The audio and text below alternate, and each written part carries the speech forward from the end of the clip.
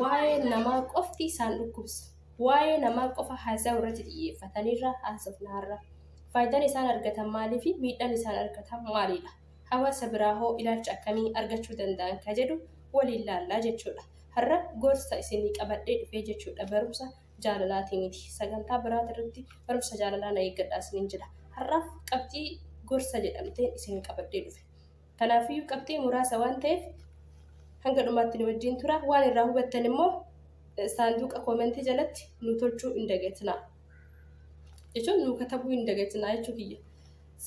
Wantoota qabxii muraasa kan waliin ilaalludha. Akkuma irratti xiyyeeffadhee dhufetti jechuudha.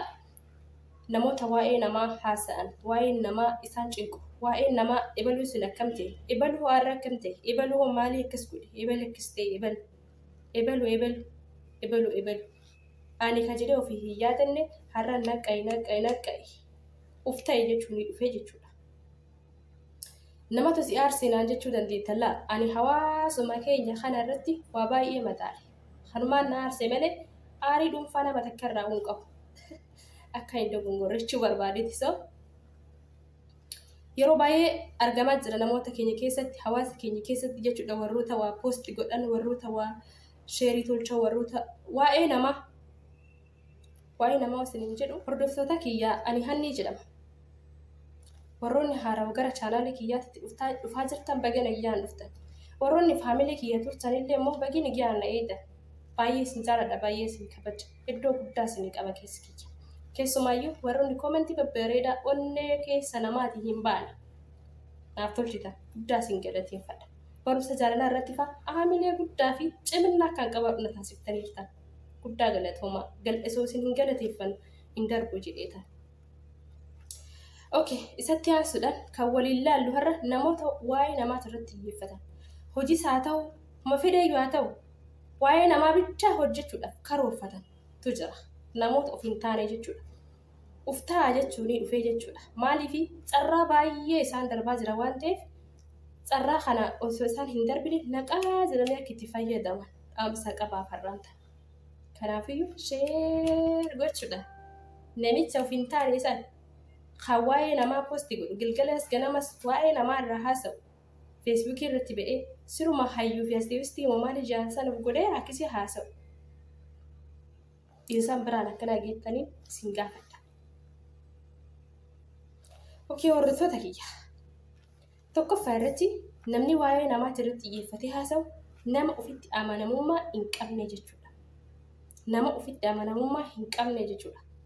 Asirratti nama dhuunfatii waasii godhe jechuu dandeetta. Nama dhuunfaa irraa jantaan qabu.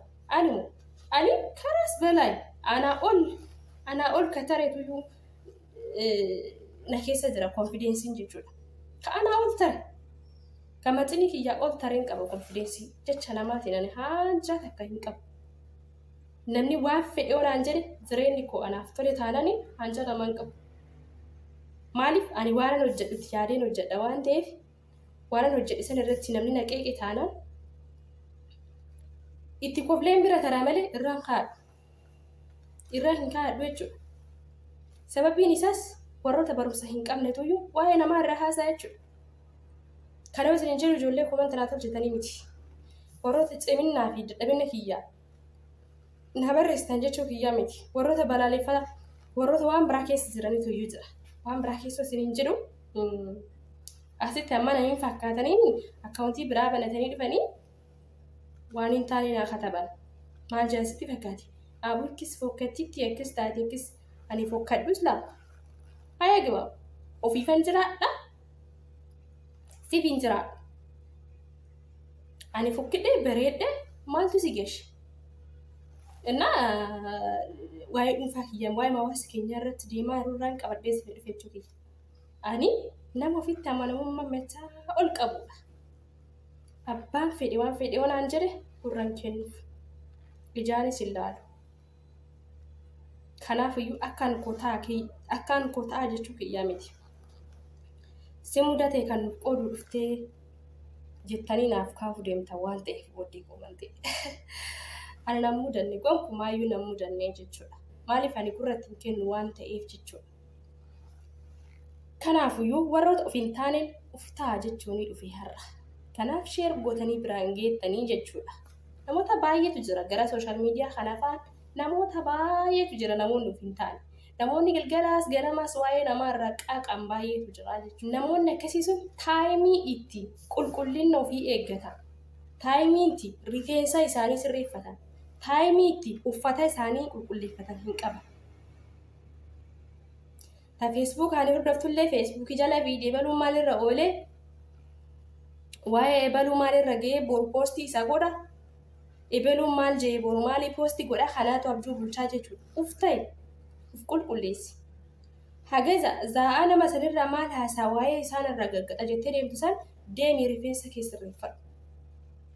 Keessumattuu nuti warra anumaa walitti qabe warri mana namaa wajjannu sa'aatiin qabnu sa'aatiin nu kennamu muraasa sa'aatii isinitti waan nu kenname waan nu fayyadu qofa hojjetatu qabnaa jechuudha. Maaf iddoo nuuf hin taane oolla? Maaf iddoo gadhee oolla? Iddoo waa irraa barannee oollu iddoo waa tokko irraa hubannu ooluu qabna. Asirratti waa takka isinitti dhaama. Hiriyaanis bakka kanatti murteessaadha. Hiriyaan isin wajjin jirtan hiriyaa shamaraa ta'a, hiriyaa dhiiraa ta'a. Hiriyaan isin hariiroo waliin qabdanis murteessaadha. Sammuu keessaniif. Hiriyaa gadhee bakkuma arge oole wajjin yoo deemte bakkuma ofii oolu san si oolcha waan ta'eef. Hordoftoota hayyaa akkanatti hin mufanne abdii guddaa qaba simbiraa jechoota har'a fayyadamaa jiru kana irratti jechuudha. Maaliif hundi keenya qixxee miti wal caalla waan ta'eef qubni keenya qubni qubaa keenya kun wal caalla waan ta'eef wal caalla jechuudha ilaalchi keenyallee hunda keessanii miti. Namoota galgalas ganamas waa'ee namaa haasa'u bicha irratti xiyyeeffatan. Yeroo baay'ee jawala maaliif bitanne jennee yoo of gaafanne deebii ofii kennee beekna. Mee jawala waan bitattee beektaati. Maatii keetii hagam bilbiltaaf obbolaa keetii hagam bilbiltaaf ollaa kee karakkataa jiru hagam bilbiltee fi nagaa gaafatta. Silkiin kasitti bitamee kenname waa'ee kijibaa fi waa'ee namaa bicha akka haasoftuuf miti. Yookaan ka bitatte mallaqa kee baaftee akka maatii kan kee nagee gaafattuu fi waan si fayyadu ta'e appilikeeshinii si fayyadu ta'e waa irraa fayyadamtu ta'e gabbuufattee akka irraa fayyadamtuuf. Akka namoota baay'eetu jira. Kan silkii bichaadha waa baay'ee fayyadamu dhugaa walitti himne jechuudha. Silkii bicharraa namoonni ummaan ani beeku jechuudha. Kamaan ani beeku wallaahi warri biyyatti jechuudha. Abacaadaa hin beekne biyya alaa kana dhufee abacaadaas baratee amma dubbisan inni godhee dubbisaa jechuudha. Maaliifi in barata appilikeeshinii barsiisuu jira. Warroota Amaariffaa hin beekne jira Oromiifaa beeku. Amaariffaa baratana itti beekte taanaan irraa fayyadamta. Irraan beekte taanaan sitti fayyadama malee itti fayyadamuu hin dandeettu.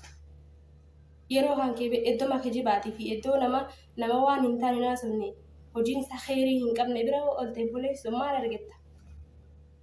Bu'aan takka hin jiru duwwaadha jechuudha. Kanaafuu bannaataachuu sammuu keessaan banaa iddoo gaariitti yeroo keessaan dabarsaa. Yeroon darbee hin deebi'u yeroo warqiidha. Yeroon warqiidha. Yeroon umrii keessanii wal madaala. Yeroo darbe gonkumaa deebitiin argattu.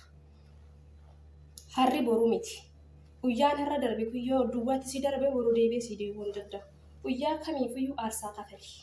Guyyaa kamiifiyyuu seenaa hojjetu yaadi. Seenaa akkasirratti hojjetu garuu hin yaadin. Jechuun teetteetumaan akkasirratti dhumu yeroo hin godhin.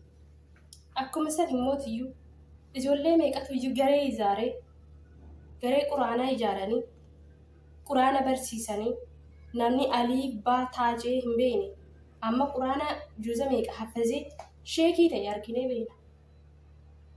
Waliin shakkisiisu. Maaltu barsiise? Intarneetiin barsiise. Maaltu barsiise? Jawaala isaantu barsiise. Yeroo qaban irraa aarsaa godhanii ni baratan jecha. Yeroo hojii isaanii sagantaa baasanii laa sa'aatiin kun sa'aatii hojii kiyyaa, sa'aatiin kun sa'aatii boqonnaa kiyyaa, sa'aatiin kun sa'aatii hirriba kiyyaa, sa'aatiin kun sa'aatii barumsa kiyyaa. Yoo irraa beektan fayyadamuu dandeetta. Yoo irraa hin beekne garuu isinitti fayyadamuu danda'a. Silkiimmaan kun jechuudha. Isinitti fayyadamuu jechuun iddoo duwwaa oolu, iddoo kijibaa oolu, iddoo si hin taane hawaasa hin taane jireenya kee balleessu. Atachii waltaachii bultaadhi.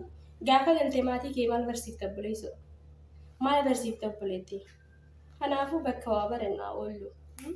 Tolee hordoftoota walumaa galatti dhaamsi guyyaa har'aa isin dabarsee kanaaf kana fakkaata. Dhaamsa guyyaa har'aa kanarraa akka waa birattan abdii guddaan qaba. Waan isin hin galle yoo jiraate saanduqa koomentii jalatti magaafadhaa isiniin jedha. Waan na wajjin turtaniif onni irraan isin jaaladha, onni irraan isin kabaja. Ammaan tana kabaja keessanirraa ka'een dhaabbachaadha barsha. Akkaan isin jaaladhu hin beektan. Akkaan isin jaaladhu hin beektan. Dhaabbataa jira kunoo. Dhaabbataa jira sababa keessa. Maaliif kabaja keessanii haa? Isin kabaja qabdanii bira. Daraja guddaa nama keessitanii. Warroonni naqqaatanii silkii keessanirraa fayyadamaa jirtan dhibba qabdan. Sa'aatii keessan lafa balleessaa jirtanii. Waayifaayi keessan lafa balleessaa jirtanii. Silkii keessan lafa dulloomsaa jirtanii. Yeroo keessan lafa fixaa jirtanii. Iddoo gaarii oolaa jirtan. Dhibba keessaa dhibba qabdan ishee. Kaniif iddoo gaarii ooluun isinitti haa baratu. Mana barumsaa ooluun isinitti haa baratu. Barumsa jaalalaa akkanatti shaashambaa jeeqan barachuun isinitti haa baratu.